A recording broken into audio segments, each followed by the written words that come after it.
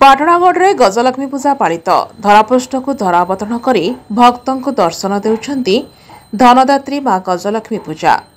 बलांगीर जिला पाटणागढ़ बड़पड़ार मां गजलक्ष्मी पूजा धूमधाम चलता बेले मां को दर्शन करने भक्तर प्रबल भिड़ जमुची। प्रतिवर्ष भली चलित वर्ष मध्य धूमधाम पालित होउछि। मां को दर्शन करने प्रतिदिन भक्तर प्रबल भिड़ देखा मिलुछि। मां का यह पूजा 5 दिन धरी हेबाकु थिबा बेले आज चतुर्थ दिन में पहुंची। भक्त और दर्शकों देखा प्रतिदिन राति समय मनोरंजन कार्यक्रम आनंद बजार सहित सांस्कृतिक कार्यक्रम गुड़िक रही। दीर्घ 8 वर्ष धरी बड़पड़ावासी मां गजलक्ष्मी पूजा कर आसुछंती। पड़ावासी और पाटणागढ़ समस्त भक्तों सहयोग में पूजा धूमधाम चलुवा कहते गजलक्ष्मी पूजा कमिटी। आगामी दिन में आहरी धूमधाम बोली सूचना देछंती कमिटी सदस्य। ब्यूरो रिपोर्ट मिर्चा न्यूज। बड़पड़ार बहुत जार जमक्रिय होचे। आम गजलक्ष्मी पूजा केबे हेबा बोली अपेक्षा थीसु। आ माँ के बहुत ध्यान सहित मानसु। आमर पड़ावासी समस्ते उत्साहित होकर पूजा करसन। आ सबू माँ मैंने जिते पुराण शास्त्र जिन पढ़ा जासी से समस्ते मिसिक बहुत सुंदर से गीत सुनिकरी नाचा गाना करी समस्ते उत्साहित होकर रहसु। वर्ष पूर्वर जिते भी पर्व होता पाटणागढ़ रे सबू पर्व देखुलु एते जार जमक गजलक्ष्मी पूजा हेबा आ एंता करी बड़पड़ावासी करबे बोले आमर किसी भावना नहीं थे।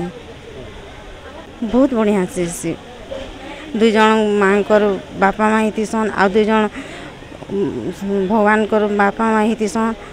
प्रोसेसन हेसी बिहा हेसी बहुत बढ़िया लगसी। हाँ हल्दी हेसी बजा बजा धरी कर बराती जासन प्रोसेसन हेसी बहुत बढ़िया लगसी। ओं नमस्तेस्तु महामाये श्रीपीठेश्वर पूजिते शंख चक्र गदा हस्ते महालक्ष्मी नमस्तुते। नमस्ते गरुड़ारूढ़े कोलेश्वर भयंकरे सर्वपाप हरे देवी महालक्ष्मी नमस्तुते। एटा तो पाटणागढ़ बड़पड़ार लक्ष्मी पूजाटा आज के 8 वर्ष हो गला। आ मुई 2 वर्ष है आसूचे एठान के। तापरे पहला सूर्य पूजा होची। तापरे समस्त देवादेवींकर पंचोपचार पूजा हो सारा पर माँकर 16 उपचार पूजा होची। महास्नान होकर भोग लगुचे। तापरे पारायण भी से चलीचे से टाइम के पारायण सरला परे संध्यारे हवन होचे। आउ संध्या 7:30 रे आलती पुष्पांजलि छटा लक्ष्मी नृसिंह विवाह जेहेतु पुराण रे पड़ुचे से चरित्रटा से लगी से उत्सव के मानवार लगी लक्ष्मी नृसिंह विवाह भी पारंपरिक नीति करुछन। इठानो बाहरी कर जाउछन बराती लक्ष्मी घर के सेटा लक्ष्मीर बापा माँ हितीसन 2 जन वाइफ हजबैंड से मैंने। तापर सेनिके जेकि सेने पंचोपचार पूजा हो सारा पर लक्ष्मी और नृसिंह 2 जन मंदिर के आसन आमर पूजा मंडप के आसी सारा पर इठाने तांकर पूजा होचे। लक्ष्मी नृसिंह पूजा हो सारा पर विवाह उत्सवटा पालन होचे। पूजा सरला पर आलती पुष्पांजलि हो सारा पर प्रसाद व्यवस्था होची। महाना बड़पड़ा घर मोर आटा आमर 8 बरस है पूजा चली न बड़पड़ावासी सहयोग आमर पिलामानकर सहयोग अनेक व्यक्ति अच्छा जेन माने कि सहयोग करवा लगी केबे पचखुंचा नहीं दबार समस्त सहयोग आमर पूजा आज 8 बरस पदार्पण करी। मुख्य पूजक आमर होचन शांतामणि मिश्र आज्ञा। तापर आमर जुगल राउत माने कर्ता हिसाब से 8 बरस बसुछन। तो आम ठीक ठाक बर्तमान तक आम सब माँ आशीर्वाद सब किसी ठीक ठाक चली देखुन जिते भी आमर पाटणागढ़ रे होछे पूजा आज तक आम जानबारे कि एते जल्दी आमर पूजा तने एंता हेबा बोली करे आम केबे आमर अनुभूति रे नहीं थाई। ताने एते पिकअप नेबा पूजा ताने एते आग्रह लोक मानकर रहबा तापर आमर सबुदिन संध्या हालती हैला परे आमर प्रसाद सेवन रहुचे। तापर 2 दिन ताने विवाह दिन गोटे दिन आम प्रसाद सेवन करूँ सब भक्त मानू। तापर आज गोटे दिन जनता आमर विसर्जन हवा पर आमर गोटे प्रसाद सेवन रोचे। तो बहुत बढ़िया होचे। ई वर्ष निहाती आर बढ़िया होचे कारण आमर सबुदिन ताने संध्या आरती पर आमर प्रोग्राम रोचे।